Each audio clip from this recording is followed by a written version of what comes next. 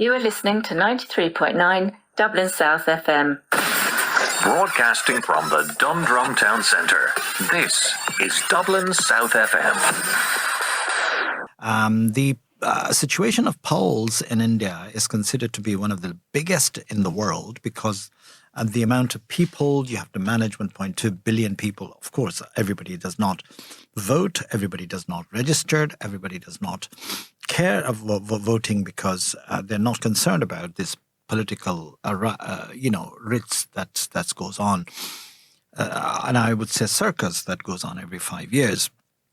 This particular year, the Narendra Modi has gripped so much tight, his grip is so tight, and the BJP party on the political affairs, on the political party, BJP, and indeed putting all the opposition in jail, like Arvind Kejriwal and many other people have been denied the access to be free for voting and all that. But, and of course, they're using EVM, electronic voting machines, which in favor of the ruling party because it can be tempered and it can be controlled and cajoled by the ruling party. And that we have covered quite a lot in detail in our program. And Sharad Zaidi, our London correspondent, have actually talked about it quite a lot, about how banned should be applied to these voting machine because the rest of the world does not use that.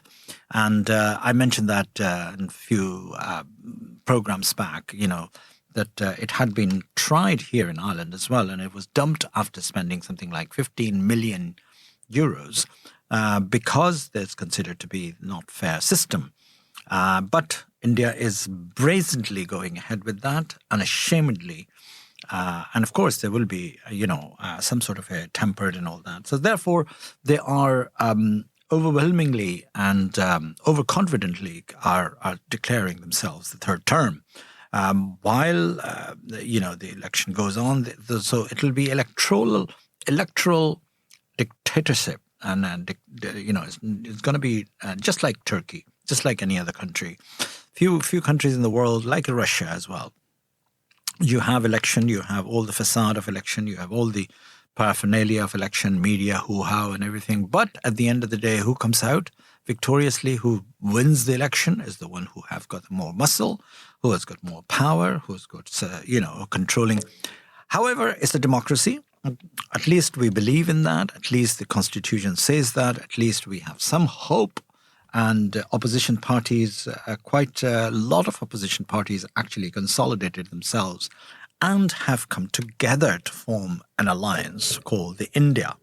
Now, that could be, hopeful magic if that happens, but highly unlikely because, as I said, the institutions of elections belong to the ruling party, vis-a-vis the Electoral Commission, the electoral voting machine, EVM, all of that, and of course, finally, the thuggery, or what I call it, at the polling station, whereby gundas and goons with guns and all that would act very swiftly and very rapidly if they would see the voting going any other direction other than the ruling party.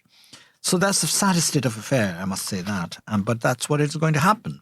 And then they can claim that, victory has happened, and we have had fair election, whatever. Will there be a fair election? I doubt it. But you never know. What you never know in a country like India, anything is possible.